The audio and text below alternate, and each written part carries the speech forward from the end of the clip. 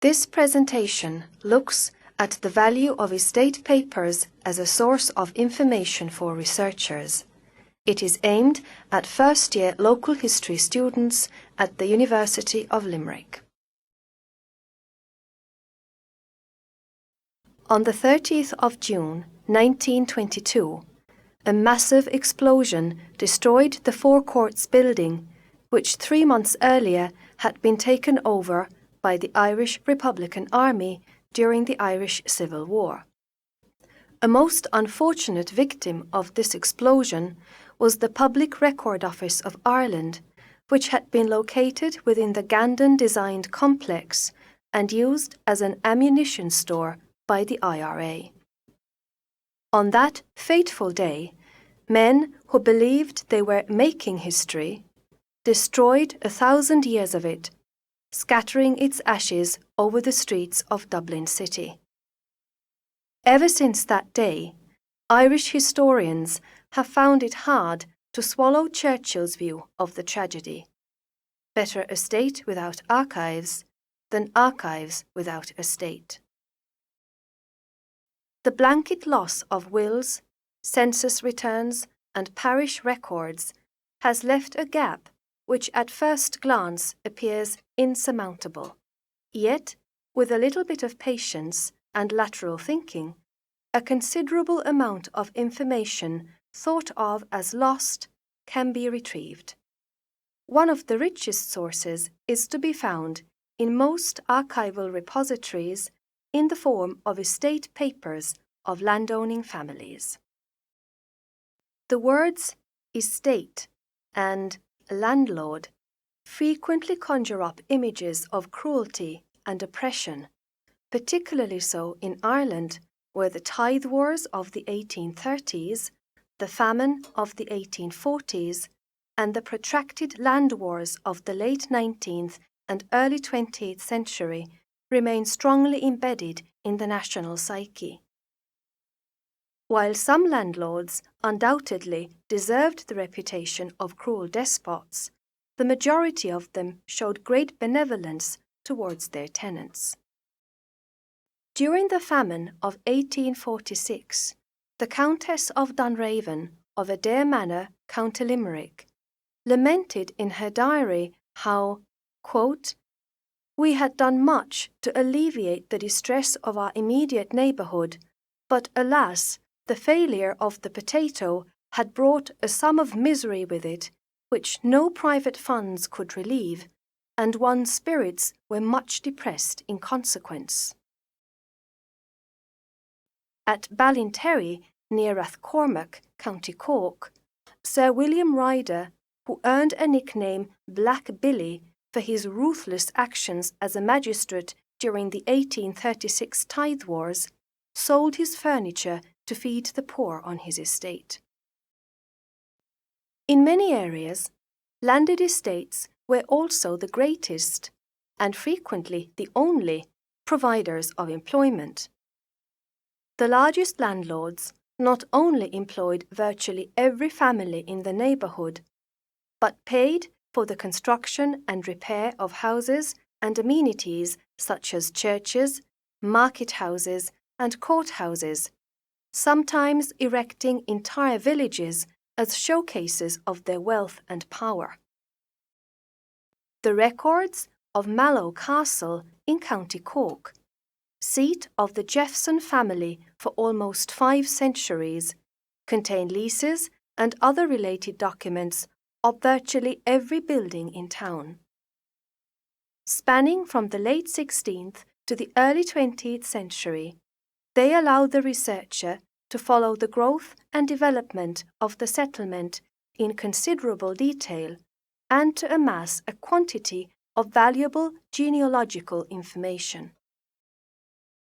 The estate papers of Doneraile Court in County Cork, seat of the St. Leger family, contain rent rolls and account books covering 4 centuries, which provide a fascinating insight into the lives of the ordinary people and the duties they performed in the landlord's employ.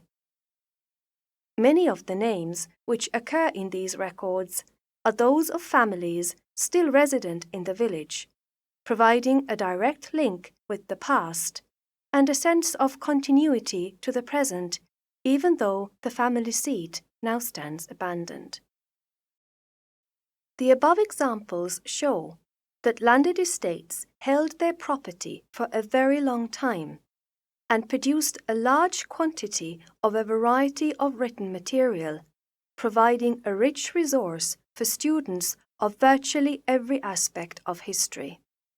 It must be borne in mind, however, that the type and nature of information they contain is directly linked to two factors: the activities on the estate and the lands associated with it on the one hand, and the lives and activities of the families who owned it on the other.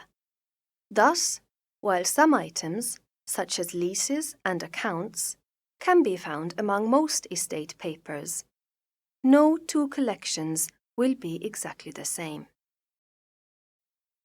To highlight the richness and versatility of estate collections as source material, and to provide a brief overview of both common and unique types of material that can be found among such collections, this presentation has been limited to just one family, that of Armstrong of Moyalif Castle, County Tipperary, whose records, spanning from the mid-17th to the late 20th century, form one of the most important collections held by the University of Limerick. The progenitor of the Irish branch of this family was Sir Thomas Armstrong of Cumberland, who was appointed Quartermaster General of the Horse in Ireland and knighted by the Earl of Ormond in 1643. His younger son, Sir William, settled at Farney Castle in County Tipperary in 1670. Sir William's elder son, John, became the ancestor of the Heaton Armstrong branch of the family, who lived at Farney for over 200 years, while the younger son, Thomas, established himself at the neighbouring Moyalif Castle, which was to remain in the family hands until 1995. Through marriage, the family also succeeded to substantial properties well outside the county borders, including Chaffpool in County Sligo and Ballinacor in County Wicklow. The Armstrong Papers map out the history of these three estates and the generations who occupied them from the 1670s to the 1990s. The contents of the Armstrong Papers reflect the two categories into which items contained in estate collections can generally be divided: the administrative records of the estate and the personal records of the landowning family. In terms of the first category, the most common items to be found are leases. These are legal documents which regulate the amount of land held by the tenant, the duration of the holding in years or lives, the amount and frequency of rent to be paid, and any other conditions relating to the leasing of the property. Early leases were handwritten on parchment or vellum and could be very elaborate, with maps or sketch plans of the property. A beautiful, elaborate example is that relating to the manor house and domain of Mount Eccles in County Dublin, dating from 1733. Later leases utilised standard printed forms with blank spaces for relevant details to be inserted. Leases provide valuable information not only on the extent and nature of the estate itself, but the ownership of individual holdings, the value of land, and activities such as hunting, fishing, mining, quarrying, and building.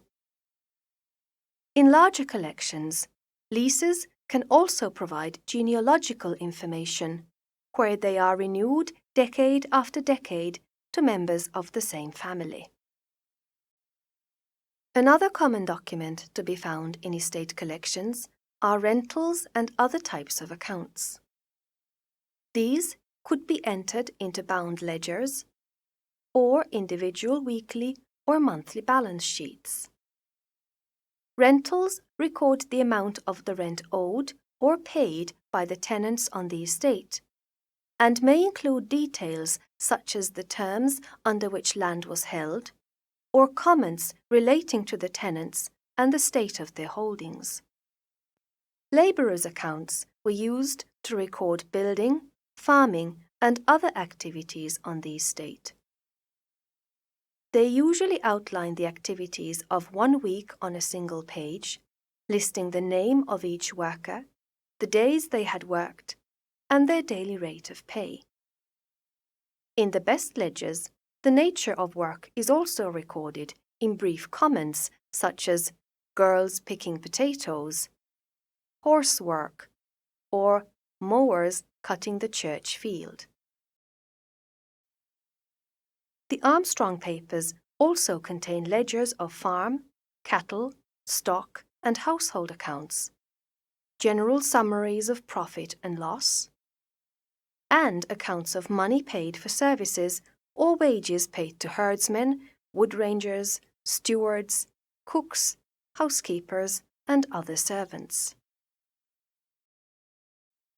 Accounts like these are helpful in mapping out fluctuations in the financial state of the estate and in identifying local families and their livelihoods. They are sometimes combined with maps or surveys, which can contain detailed information on land usage down to names and sizes of individual fields. They can also illuminate the difficulties tenants faced in times of hardship and actions taken or not taken by the landowner to alleviate them. The Armstrong Papers include several accounts of Indian meal delivered to tenants on the family's Sligo estate during the famine, and extensive calculations relating to rent reductions and attempts to reduce rent arrears on the estate during the land wars of the late 19th century. Formal estate correspondence between a landlord and his agent can provide insights into problems of estate management and the economic and social conditions of the estate and its general neighbourhood. Letters from John Armstrong's agent, Andrew Motherwell, who was in charge of the family's Sligo and Mayo estates in the early 1800s, show him to have been in constant trouble with Armstrong's tenants. Later letters reveal that the fault may not have lain entirely with the tenants, as Motherwell had to defend himself against Armstrong's decision to employ another agent owing to Motherwell's inattention to his duties. An interesting feature of the Armstrong Papers is the considerable amount of direct correspondence between the tenants and the head of the family, which speaks of a close and trusting relationship between the two groups. Most of these letters are petitions of some kind, such as that made by Timothy Loughnane to contend with Mrs. Perry, who, quote, had deprived him of the passage of his cattle to and from the mountain, and preventing him from drawing manure to the interior path of his farm. Or that from a frustrated former tenant, John Curlis, who, writing from San Francisco, encloses a half-year's rent and asks for permission to take the family holding out of his mother's grasp, as she, quote, is so misfortunate, giving her money to her neighbour and relatives and leaving us in misery for nearly a quarter of a century. An important subgroup of estate management records is that dealing with building activities. In larger collections, this can encompass not only the landowner's private property, but those of his tenants and neighbours, and even neighbouring settlements. For example, The Armstrong Papers contain 18th century bills and estimates for repairs done to the parish church of Donahill in County Tipperary, and similar 19th century material for building work at the teacher's dwelling at Achonry Schoolhouse in County Sligo. Most items, however, relate to repairs and other improvements carried out to Moyalif Castle and tenants' dwellings in the 1860s and 1870s. A particularly attractive item is a letter from an unidentified architect enclosing a sketch for an overmantel for the approval of Milady. Bills and receipts are among the most useful and versatile types of source material commonly found in estate collections. On a personal level, they provide information on the landowning family's standard and quality of living, their diet and clothing, and, to a degree, their education, pastimes, and private interests. The receipts in the Armstrong collection reveal that the children of the family received tuition in music, drawing, and Latin grammar, that the adults were subscribers to the Farming Society and members of the fashionable Kildare Street Club in Dublin. That they enjoyed a high standard of living is evident from receipts such as those issued for uniforms made for butler, groom, and coachman, and for luxury items such as wine, fine silks, and fancy chariot rugs. Receipts issued for taxes provide a few surprises. Instead of VAT, stamp duty, and motor tax, our 18th century predecessors had to grapple with duty on fire hearths, carriages, male servants, and window lights. In a wider context, bills and receipts provide important information on trade and local economy and help establish what businesses existed in a particular town at a particular time, what goods they supplied, how much things cost, and how these costs fluctuated over time. Receipts are particularly useful in connection with small settlements and before the 1800s, when trade directories were rare and limited to the largest cities. Lastly, the appearance of receipts can be revealing. They can vary from a few lines handwritten on a plain piece of paper to elaborate affairs with printed letterheads, often with an illustration of the type or origin of goods supplied, or even of the shop itself.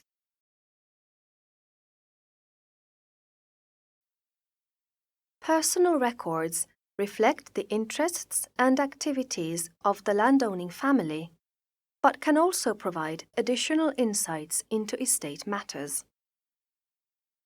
An excellent example of this is the large volume of legal material to be found among the Armstrong Papers, most of which relate to William Armstrong, who died unmarried and intestate in 1768.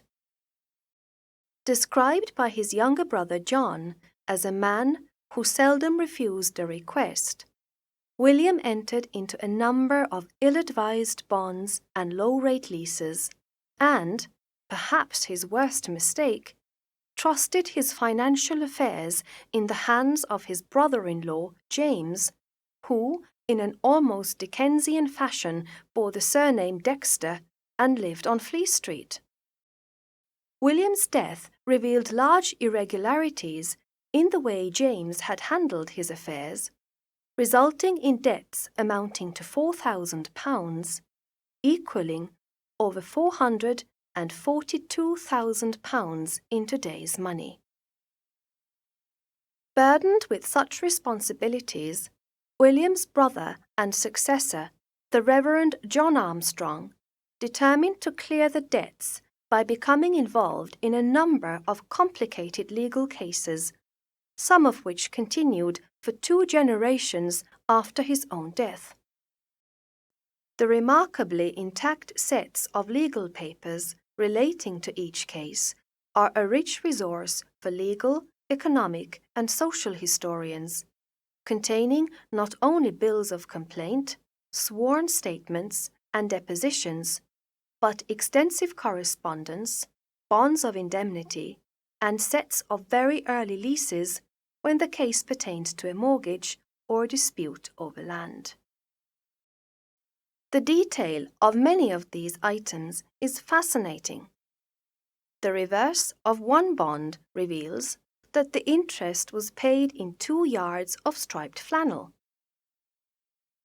Many items, particularly letters, also reveal much of the personalities of the people involved.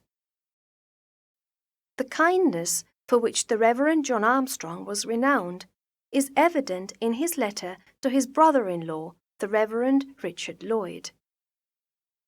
Having outlined the difficulties caused by James Dexter, John confesses that, quote, "Were I able to pay the balance demanded, I would much sooner do it than enter into a litigation in which such things must appear against him.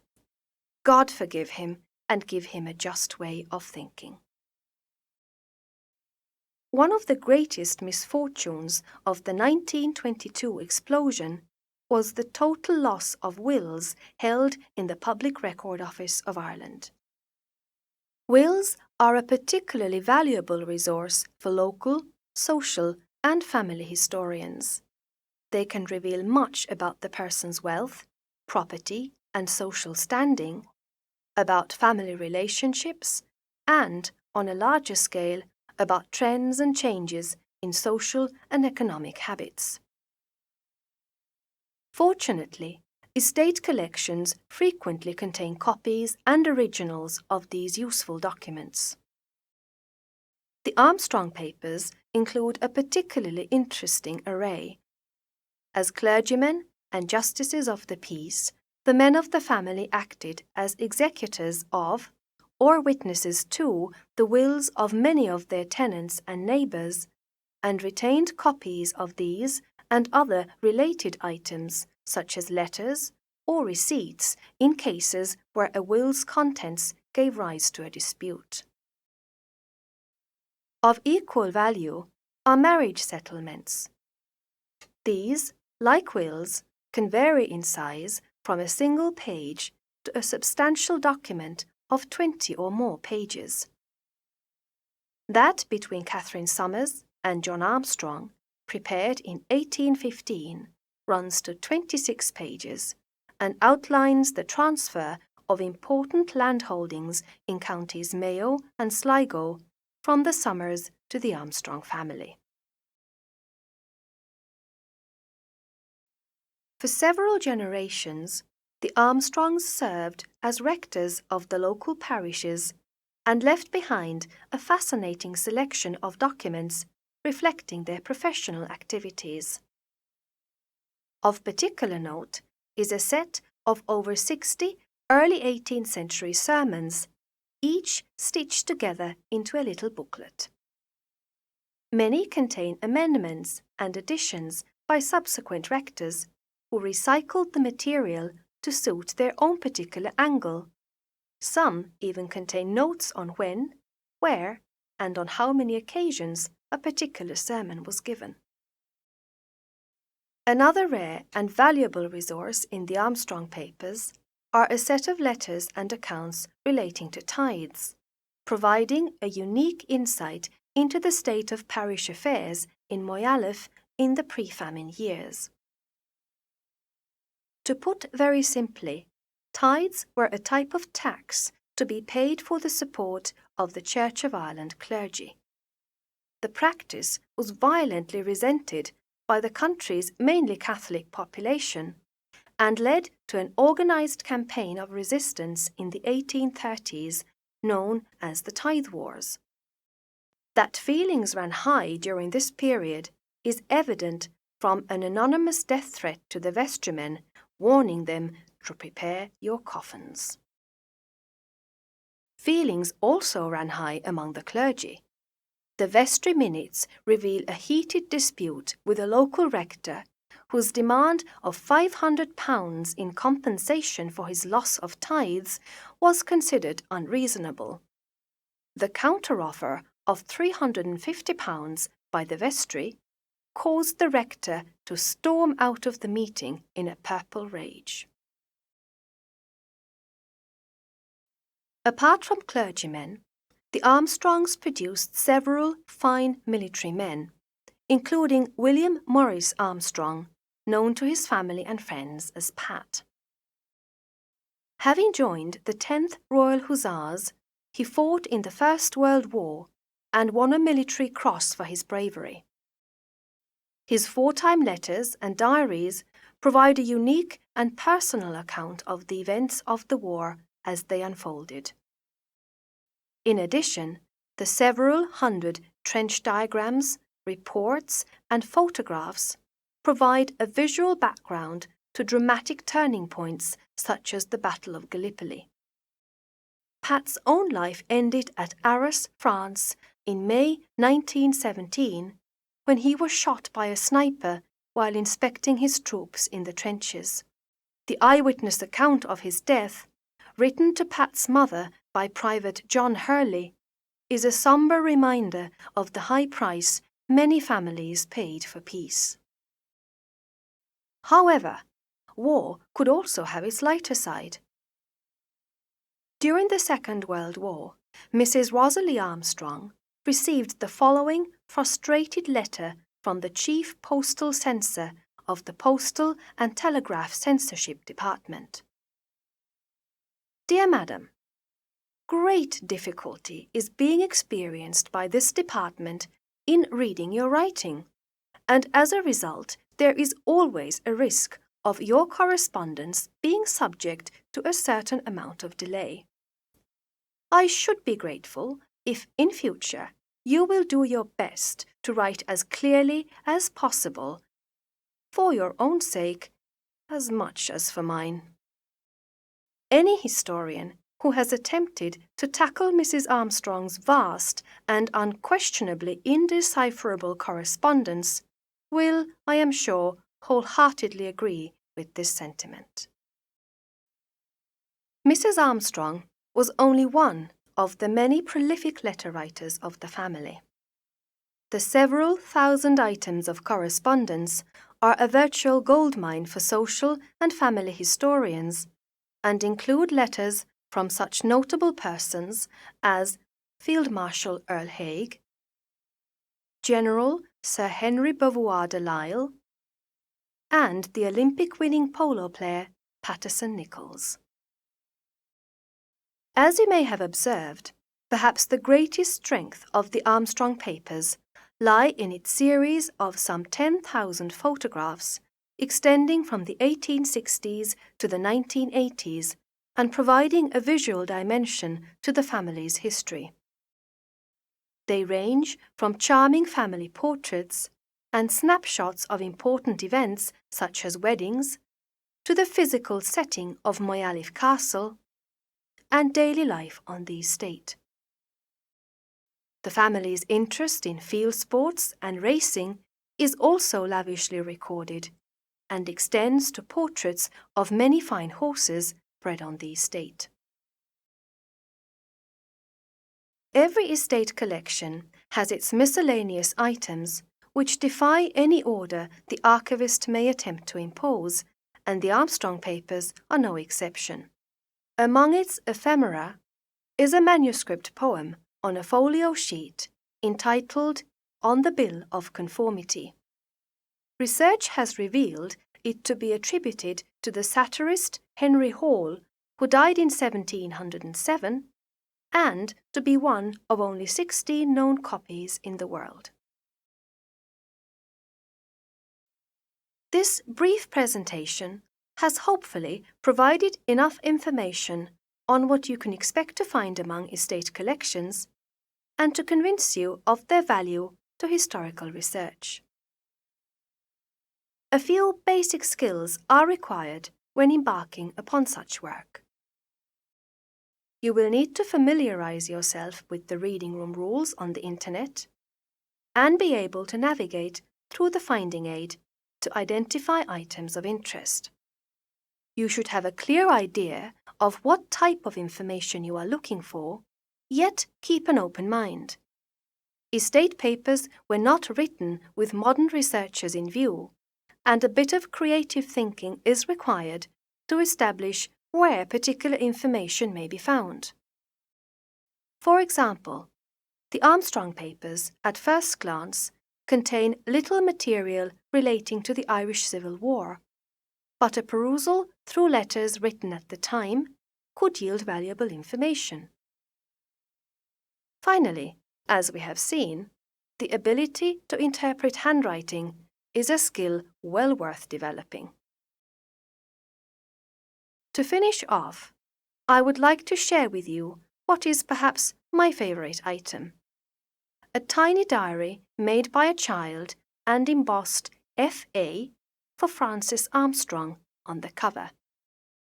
Inside, after 7 brief diary entries, is a narrative of the famous and very sinister ghost story involving Lady Beresford and the Earl of Tyrone.